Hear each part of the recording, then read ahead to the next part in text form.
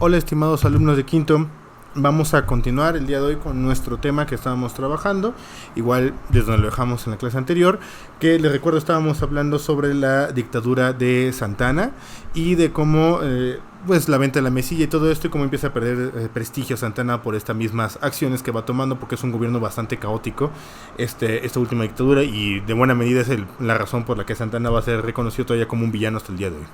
Vale, entonces, la dictadura de Santa Anna va a llegar a su fin con la promulgación del Plan de Ayutla. El Plan de Ayutla básicamente es por fin el contraataque tan esperado de los liberales en contra de Santa Anna y en contra de los conservadores como tal. Llevábamos entonces ya varios años bajo el control de los conservadores, bajo sus ideas y demás, y habíamos visto que eran años sumamente caóticos, entre que eran problemáticos ellos mismos por la forma de organización que habían propuesto, como también por toda la situación de las guerras que se van a vivir, que justamente es lo que vamos a ver en el subtítulo siguiente. Entonces la cuestión es que se proclama el Plan de Ayutla en marzo de 1854. Y en el cual Juan Álvarez era el líder de este movimiento del plan de Ayutla. Entre las filas de este movimiento había otros personajes también ya bastante reconocidos, como vamos a ir hablando un poquito más de ellos, como podría ser el caso del mismo Benito Juárez, el caso de Sebastián Lerdo de Tejada y otros personajes que en este momento empiezan a tomar cierta relevancia y que también se declararon abiertamente como enemigos de Santa Anna, debido a que Santa Anna los había perseguido hasta cierto punto por oponerse a él. Total, los combates empiezan desde marzo de 1854 y después de varios meses de estar luchando Santa Anna contra estos rebeldes, finalmente en octubre de 1855 es derrotado Santa Anna, y una vez derrotado es exiliado del país. Va a terminar viviendo en distintos lugares otra vez, va a viajar a varios lados donde va a estar viviendo temporalmente. Total, Juan Álvarez se queda con la presidencia en octubre del 55, siendo el líder del movimiento del Plan de Ayutla, es nombrado presidente, y de inmediato lo que quiere hacer es una nueva constitución. Todos los liberales en general en ese momento estaban a favor de crear una nueva constitución, ya que la del 24, pues pobrecita, le había tocado muy mal, había sido toda manoseada, ignorada y demás, y no estaba en vigencia o en uso desde 1835. Entonces los liberales están planeando ya en ese momento crear una constitución, pero que sea totalmente liberal, ¿de acuerdo? Entonces ya sin tener que llegar a una conciliación o un acuerdo con los conservadores, empiezan a trabajar para crear su propia constitución completamente separada. Aquí entonces empiezan a aparecer algunas de las leyes de reforma, lo que son conocidas como leyes de reforma, que sería en 1855 aparece la ley Juárez, que ataca principalmente el fuero, obviamente hecha por el señor Benito Juárez, en la cual está contraatacando o se dedica a atacar lo que serían los principios del fuero. Que acuérdense que el fuero era esta protección que se le daba a ciertos cargos políticos, particularmente en esta época a los sacerdotes y bueno, a cualquier cargo religioso, y a los militares, para evitar que fueran a ser juzgados o castigados por el poder judicial de la nación, y entonces más bien ellos eran castigados o juzgados por sus propios tribunales. La cuestión es que la justicia que impartían esos tribunales era muy escasa en muchas ocasiones, como sería el caso de la Inquisición o sería el caso de las mismas cortes militares. La cuestión es que Juárez les quiere quitar el fuero para que también puedan ser juzgados por parte del mismo gobierno, ¿de acuerdo? Sin embargo, apenas empieza con esto, los conservadores, pues lejos de estar derrotados, empiezan a hacer levantamientos armados, en sus momentos algunas pequeñas revueltas a lo largo del país. Estas revueltas, aunque pequeñas, son numerosas, y esto hace que Juan Álvarez como que le dé miedo y simplemente decide que él no estaba para esta situación y renuncia. En ese mismo año de octubre, en ese mismo año de 1855, renuncia, ¿de acuerdo? Ni siquiera termina el año.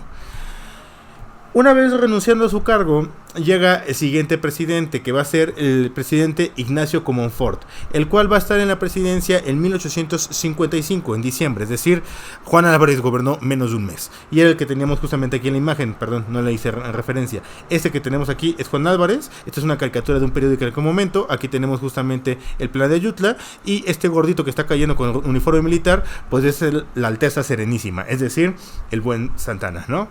Cayendo ahí.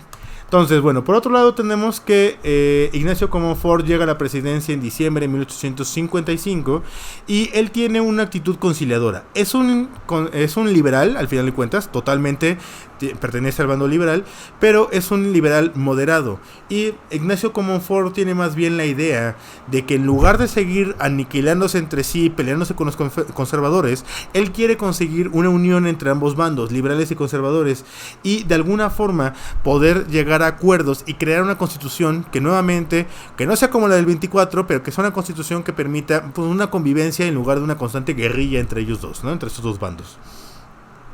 Sin embargo, pues Ignacio Comonfort se va a dar cuenta que finalmente aquí en México, si no es a golpes, no entendemos. Y entonces, literalmente, Ignacio Comonfort se ve obligado a tener que someter los levantamientos armados de los conservadores. Entonces, somete a varios de estos movimientos a través de la violencia. Sin embargo, no pierde su inspiración conciliadora de tratar de llegar a acuerdos, ¿de acuerdo? Durante su gobierno entonces se va a acelerar el proceso liberal para que él tiene la idea de que finalmente se pueda promulgar una constitución rápido y que a partir de esa constitución se pueda trabajar en buscar una conciliación entre liberales y conservadores. Al final de cuentas, también en su gobierno se va a proclamar otra de las famosas leyes de reforma, que sería la llamada Ley Lerdo. La Ley Lerdo ataca, o más bien está enfocada en la desamortización. Este concepto lo habíamos mencionado anteriormente cuando hablamos de la economía, pero bueno, rápidamente les hago una referencia a esto. Desamortizar significa revivir, por así decirlo, aquellas propiedades que están muertas. ¿Qué significa esto? Que están muertas o que están en manos muertas, que están en manos de gente que no paga impuestos, es decir, militares principalmente, políticos y también en particular muchísimos religiosos. Es decir, las casas de los religiosos, las iglesias como tal, no pagaban ningún tipo de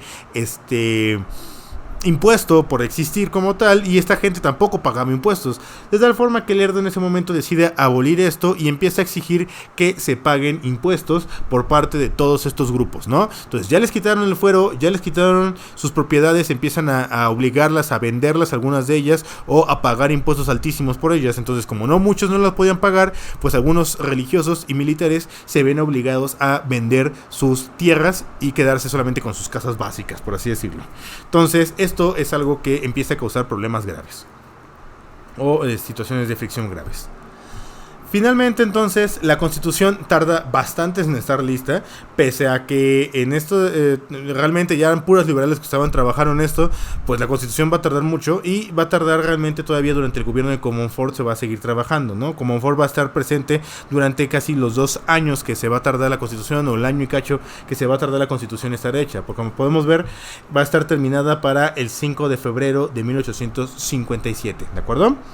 Entonces, el Congreso Constituyente de liberales radicales principalmente es el que va a terminar creando esta constitución, en donde se restablece la república representativa, democrática y federal, que ya se había planteado en primer momento desde la Constitución de 1824, pues se retoma la misma idea.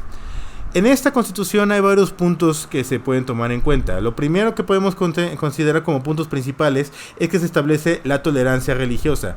A partir de este momento, en la Constitución del 57 se establece que todas las religiones pueden ser practicadas y que abiertamente alguien puede ser incluso ateo o no tener ningún tipo de religión, es decir, ser agnóstico, que son aquellas personas que no practican ningún tipo de religión, y que eso es legal y válido, y que ya la religión católica no es la única ni tampoco la oficial.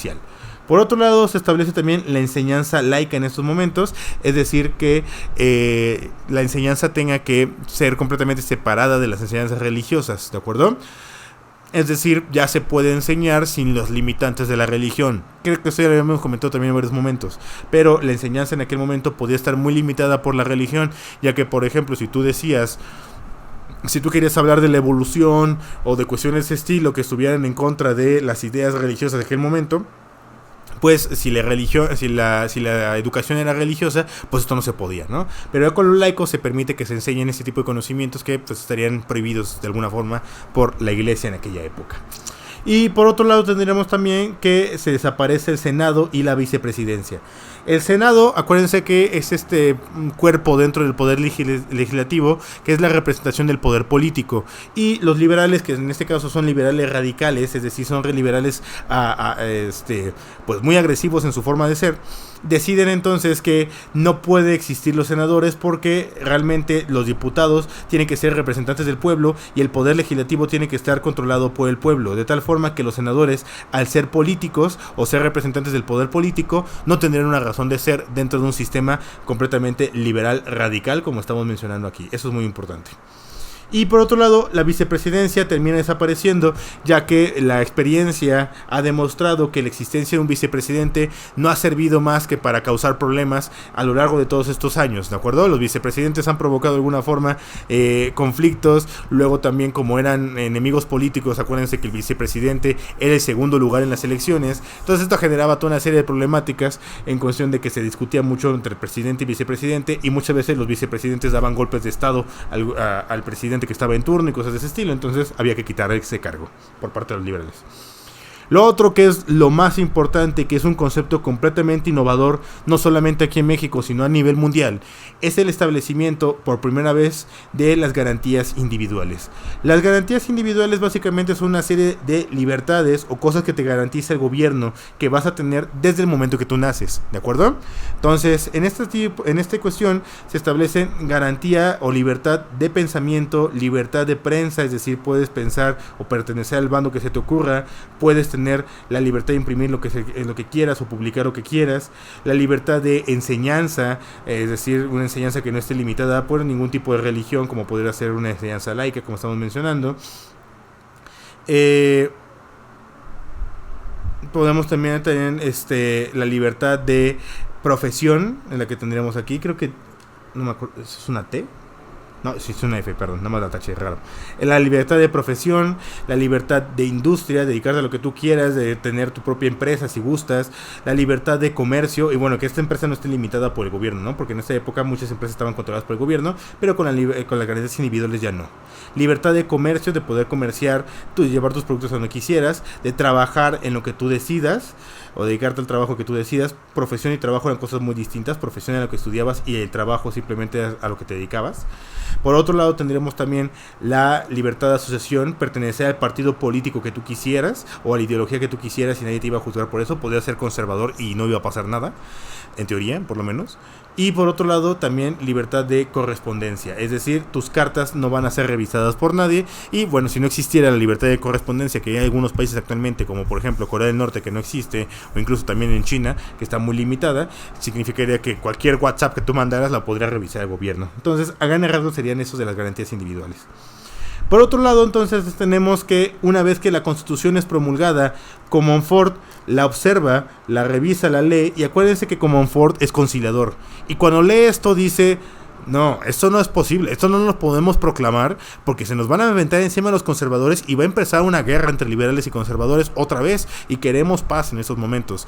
Comonfort había casi durante un año y cacho conseguido mantener la paz en el país, entonces no quería echar a perder todo esto. De tal forma que Comonfort decide considera que la Constitución es demasiado radical y renuncia a su cargo. Es decir, renuncia como presidente y crea o establece un golpe de estado. Estas son cosas súper curiosas que pareciera que solamente en México pasa. Es decir, un presidente renuncia y le da un golpe de estado al propio gobierno que él representaba. Y de su propio bando, es decir, era un liberal y le da un golpe de estado a su propio bando. Lo cual, bueno, definitivamente es algo sumamente curioso, ¿no? No puede dejar de ser interesante todo esto. La cuestión entonces es que el buen Comonfort da su golpe de estado en estos momentos contra el gobierno en ese momento. Esto hace entonces que Comonfort llegue a conversaciones con el bando conservador y los conservadores empiezan a hacer una rebelión a gran escala. En ese momento entonces, como ya no había presidente, ya no había presidente porque renunció Comonfort, ni tampoco hay vicepresidente porque la Constitución del 57 eliminó ese cargo, quien va a subir a la presidencia va a ser Benito Juárez, que para este momento Benito Juárez es el presidente de la Suprema Corte de Justicia de la Nación. Si se acuerdan ustedes de sus clases de primaria, nos contaban la triste historia de Benito Juárez hasta que llega a la presidencia. Pues Benito Juárez entonces era un abogado, ¿no? Entonces él ocupaba el cargo de presidente de la Suprema Corte de Justicia y como tal él es el que tiene el cargo de llegar a la presidencia en ese momento, igual que actualmente, ¿no? Si el presidente llega a morir o le pasa cualquier cosa a nuestro presidente, si es después de los 3 primeros años de gobierno, es decir, a partir del tercero, cuarto, sexto, del cuarto, quinto o sexto año de gobierno, se terminaría el mandato presidencial el vicepresidente, ¿no? Si es antes de los 3 años, es decir, el primero, segundo, tercer año de gobierno, se hacen nuevas elecciones. La cuestión es que cuando renuncia Comonfort, Juárez llega a la presidencia por primera vez. Como presidente, Juárez entonces va a establecer las llamadas leyes de reforma.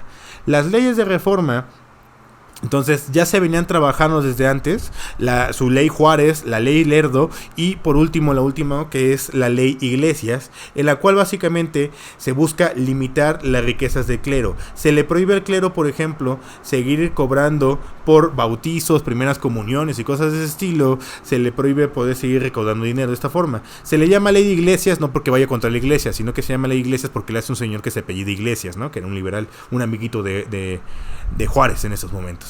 Entonces, Juárez impulsa estas 3 leyes. La razón principal por la que impulsa a toda velocidad estas 3 leyes es porque en estos momentos ya los conservadores tienen mucha fuerza y se están levantando en todos lados con el apoyo de Comonfort y otros liberales que también están en contra de la constitución de ese momento. El movimiento está siendo cada vez más grande. Entonces Juárez empieza a tomar medidas como si fuera ya situación de guerra, ¿no? Entonces, junto con estas leyes de reforma, también va a tomar una serie de medidas mucho más agresivas, atacando directamente a la iglesia. ¿Por qué directamente a la iglesia, como les decía? Porque básicamente los conservadores están sacando todo su dinero de la iglesia. La iglesia apoya a los conservadores con una gran cantidad de recursos para que los conservadores puedan seguir combatiendo. Una vez que se da cuenta de esto, Juárez empieza a tomar medidas agresivas contra la iglesia, como podría ser la nacionalización de los bienes de la iglesia en este momento. ¿Qué significa eso? El gobierno va a expropiar todos los bienes de la iglesia. Las iglesias como tal, los templos, todo tipo de ubicaciones que le pertenezcan a la iglesia, incluso las casas de los sacerdotes van a ser nacionalizadas, es decir, van a pasar a manos del gobierno. También cualquier tipo de artículo de valor, como podrían ser, bueno, sabemos que en la iglesia se ocupan muchos materiales de oro, muchos productos de oro, pues todo eso también lo va a incautar el gobierno, lo cual obviamente hace enfurecer a la iglesia. El Estado laico se implanta al 100%, la idea de que Estado y religión completamente separados, y Juárez expulsa completamente a cualquier religioso que estuviera dentro del gobierno, incluso cualquier persona que dijera abiertamente yo soy católico o yo defiendo la iglesia. Bueno, Juárez los empezó a expulsar del gobierno. Juárez es un tipo muy radical, es muy duro, para que nos demos cuenta un poquito del tipo de héroe que se ha nuevamente puesto, ¿no? Se crea también la ley orgánica de registro civil. Esto es también algo muy importante. Por primera vez en la historia de nuestro país se empieza a hacer en esos momentos un registro civil, tanto de llevar quiénes nacen, quiénes se casan, cuántos mexicanos hay en el país. Todo eso se empieza a hacer un registro de ese estilo. Por un lado, para poder cobrar impuestos de una forma más eficaz, pero por otro lado también para quitarle poder a la iglesia. Antes, la iglesia se encargaba de todo esto. ¿Cómo sabíamos cuánta gente había en México? Bueno, porque la iglesia marcaba las actas de bautizo, y entonces la iglesia era la que sabía cuánta gente había en México. ¿Cómo sabemos cuántos están casados o cuántos tienen propiedades? Todo iba firmado por un sacerdote de alguna forma que estaba en contacto con todo esto, y esto a Juárez le parecía un hueco legal que era imposible seguir manteniendo. Por lo tanto, decide hacer esto. También se establece la reducción de fiestas religiosas, así como está haciendo actualmente nuestro presidente, que quiere acabar con los puentes. Bueno, Juárez hace lo mismo. Considera que hay demasiadas fiestas religiosas y empieza a eliminar prácticamente todas, dejando únicamente por ahí cuestiones como la Navidad, la Semana Santa y la fiesta de la Virgen de Guadalupe, que si hubiera atacado esas, pues la gente se le va encima al cuello, ¿no? Entonces, bueno, conserva esas nada más, pero la mayoría de las fiestas para santos y todo eso quedan prohibidas seguirlas festejando, ¿no? Se establece también la idea del sufragio universal entre comillas, porque solamente era para los hombres, pero ahora en teoría en las elecciones todo el mundo puede votar mientras seas varón mayor de edad.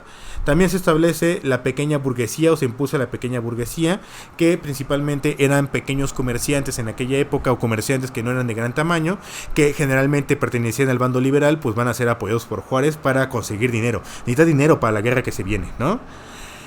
Y desaparecen las llamadas propiedades comunales, que estas ya las habíamos comentado anteriormente. Acuérdense que las propiedades comunales eran el tipo de propiedad que tenían los indígenas, en las cuales la tierra le pertenecía a todos y no solamente a una persona en individual. Entonces Juárez desaparece todo eso y decide que a partir de ese momento las propiedades indígenas le van a pertenecer a a una persona en particular, y es un reparto agrario entre los indígenas, lo cual va a ser bastante negativo porque arruina por completo, arruina por completo todo el sistema que existía de vida de los indígenas y pues los va a llevar a una serie de abusos que van a sufrir también en parte por esta pequeña burguesía que está impulsando Juárez. Entonces, bueno, Juárez ataca a su propia gente. Bien, todo esto, como les decía, es porque Juárez está preparando para la guerra. La guerra ya se ve inminente y en 1858, en el mismo año que llega Juárez a la presidencia, se desata la Guerra de Reforma. Los conservadores se enfrentan con todo. Ahora sí, esta es una guerra en la cual ambos bandos, liberales y conservadores, van a jugarse el todo por el todo, ¿de acuerdo? Los conservadores de plano establecen su propio gobierno, en el cual ponen como presidente a José María Zuluaga y como general o líder máximo de las tropas a Miguel Miramón. Miguel Miramón es un militar muy famoso en esta época y también es uno de los mejores militares de México en ese periodo. Entonces Miguel Miramón se va a encargar de todas las tropas y por otro lado Félix María Zuluaga va a ser el presidente de los conservadores en este periodo, ¿de acuerdo? Entonces, los conservadores en ese momento están apoyados por el clero y por algunos países europeos, particularmente Inglaterra los va a apoyar y también van a buscar el apoyo de los españoles. En este momento México, entonces los conservadores van a hacer algo completamente pues aberrante contra nuestro país o algo criminal contra nuestro país, ya que México le propone a los españoles que para que ellos lo apoyen, que México se iba a convertir en un protectorado de España, ¿de acuerdo? Le proponen entonces a España que nos convirtamos en su protectorado, en una especie de colonia de los españoles nuevamente. Entonces México sería todavía un país independiente, pero protegido por España. Y esto a España le daría beneficios como conseguir distintos tipos de recursos, poder tener tropas acá y tener un aliado más cercano en América. Esto obviamente es un atentado en contra de la libertad de nuestro país, de los principios de independencia de nuestro país y pues es algo completamente criminal. Pero los liberales no son mucho mejores y eso es a lo que vamos aquí. Los liberales entonces van a también buscar el apoyo de los estados leales, es decir, los estados del país, de la República Mexicana. Acuérdense que ya se restauró la República Federal, por lo tanto ya volvemos a tener estados y la idea del departamento queda atrás. Entonces los estados leales van a apoyar al gobierno de Juárez y por otro lado, Estados Unidos también va a apoyar al gobierno de Juárez. Juárez va a buscar muchísimo apoyo de Estados Unidos y Estados Unidos va a soltar cantidades enormes de dinero para Juárez. A cambio de esto, el presidente Benito Juárez propone el tratado McLean-Ocampo. McLean era el apellido del embajador de Estados Unidos en México y Ocampo era el embajador de México que hace contacto con este embajador de Estados Unidos. En el tratado de McLean-Ocampo, México ofrece varias cosas. Le ofrece entregar a los Estados Unidos prácticamente todo Sonora. Se les va a entregar en automático y buena parte de lo que actualmente es Baja California también se les planeaba entregar. Por otro lado también se planea la entrega o el paso libre por el Istmo de Tehuantepec. El Istmo de Tehuantepec, si se acuerdan, ya lo habíamos comentado anteriormente, es esta como cinturita que tiene nuestro país y ahí se planeaba, los gringos tenían el plan de en algún momento establecer un canal que permitiera cruzar del Atlántico al Pacífico por ahí o establecer una vía ferroviaria que permitiera llevar productos rápidamente de un lado a otro. Entonces esto también es un atentado en contra de la libertad de nuestro país y la independencia, ya que los gringos podrían estar ahí y sobre todo el libre tránsito también implicaría que se le permitiría a los gringos tener tropas ahí ubicadas, lo cual nuevamente es un atentado en contra de nosotros y todo esto ¿para qué? Para que simplemente Juárez consiguiera dinero para seguir la guerra, lo cual entonces termina siendo criminal y es parte de lo negativo de Juárez como presidente, ¿no? En un inicio entonces los conservadores tienen la ventaja. Con Miguel Miramón como líder militar llegan los conservadores a la capital, a la Ciudad de México, y los liberales pierden la capital, pierden la ciudad. Sin embargo, Juárez se rehúsa a perder y entonces antes de que la Ciudad de México sea capturada, Juárez sale huyendo con el poder legislativo y el poder ejecutivo junto con él y empieza lo que se llama el gobierno itinerante. ¿Qué significa eso? Que el gobierno va a estar moviéndose de sede constantemente, estableciendo como capital del país o por lo menos como capital del bando liberal distintas ciudades de nuestro país, siendo Guadalajara en algún momento, Querétaro y estando moviéndose por distintas partes, ¿no? Incluso llegando a estar muy al norte para tener más contacto con los gringos. En algún momento también estuvieron en Veracruz, donde casi Juárez es capturado, pero logra escapar gracias a la intervención de una serie de barcos norteamericanos que llegan como parte del apoyo que se propone en el Tratado de McLean-Ocampo. La cuestión es que Juárez está en esa situación.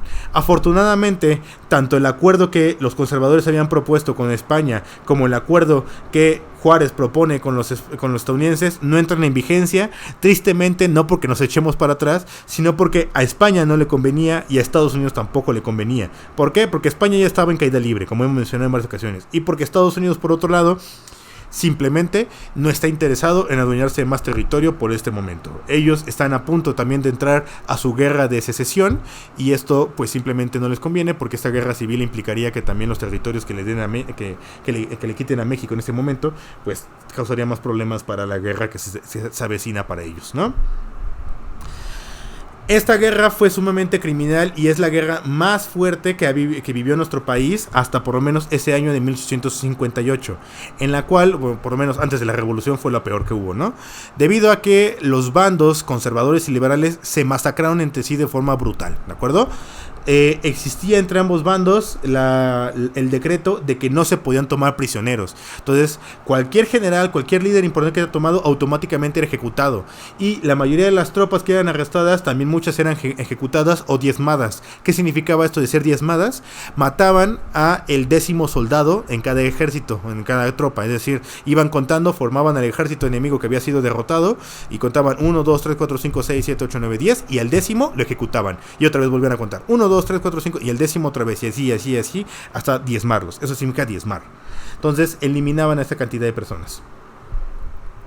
Se liberaron entonces varias batallas a lo largo del país, un montón de ellas, ¿no? Sin embargo, de las más importantes que podríamos mencionar es la batalla de Silao en agosto de 1860, en la cual es la primera derrota importante de los conservadores y empieza a ser una derrota que se marcaría como una especie de palanca de cambio, ya que los conservadores empiezan a perder terreno. De haber estado ganando con la captura de la capital, en esos momentos en Silao empiezan a perder en agosto de 1860. ¿De acuerdo? Además también es grave porque en esta misma batalla Miguel Miramón tiene que salir huyendo. Esta batalla es en Guanajuato. Entonces Miguel Miramón tiene que salir huyendo de la zona de combate y termina escapando del país debido a la persecución que está en su contra, porque lo quieren capturar evidentemente los liberales, y Miguel Miramón simplemente pierde el poder del ejército. Al perder el ejército entonces, o al perder Miguel Miramón su lucha, o simplemente perder el mando de las tropas, esto va a provocar que los conservadores se enfrenten a un problema bastante grave, que va a ser la pérdida de su líder principal para todo esto. Por otro lado, entonces, se lleva a cabo también la batalla de Calpulapan en diciembre de 1860. Calpulapan es una población en Tlaxcala, ¿vale? Entonces se lleva a cabo esta batalla de Calpulapan, en la cual va a ser la derrota definitiva de los conservadores, ¿de acuerdo? Aquí en esta batalla campal que se va a librar, que es justamente la imagen que tenemos aquí de fondo, seguramente la alcanzan a ver por ahí. Esta imagen que tenemos ahí en fondo es la batalla de Calpulapan, y en esta batalla de Calpulapan los conservadores van a ser completamente arrasados. Su ejército prácticamente desaparece de la faz de la tierra y los conservadores no les queda más que salir huyendo, y muchísimos de sus líderes terminan escapando. Finalmente, Félix María Zuluaga, como líder de los conservadores o como presidente del bando conservador, firma la paz con Juárez en 1861, en enero, y Juárez entra de nuevo a la capital en ese mismo mes, en enero del 61, entra a la Ciudad de México nuevamente triunfante, junto con todo su gobierno, y llama a elecciones en ese mismo año, 1861, donde ahora sí Juárez es elegido presidente de forma constitucional, es decir, llevado a cabo con las elecciones de voto universal como estaban establecidas, ¿de acuerdo? Y bueno, hasta aquí lo vamos a dejar, porque ya lo siguiente es entrar a la guerra de independencia de Texas. Y entonces, bueno, pues eso ya pertenecería a otra parte. Y si empiezo a hablar ahorita de ella, nos quedan unos cuantos minutos y el video se alargaría mucho y no quiero cortarlo. Entonces ya veremos las intervenciones extranjeras en el siguiente tema. Entonces esto fue, a grandes rasgos, la guerra de Reforma. Y entonces, bueno, como siempre, les recuerdo, va a haber su actividad igual que todo lo que hemos trabajado durante la semana, para que no se les olvide hacerla. Los espero en la videoconferencia para que podamos comentar dudas y cualquier cuestión que tengan por ahí. Y acuérdense que el día de hoy me van a hacer favor de entregar tanto sus apuntes como vamos a hacer un pequeño examen o un pequeño cuestionario de repaso para que lo tomen en cuenta todos ustedes y no se les olvide entregarlo, ¿de acuerdo? Daré indicaciones más a fondo tanto en la videoconferencia como también en la publicación que haga en Classroom, ¿vale? Entonces, cuídense. Hasta luego.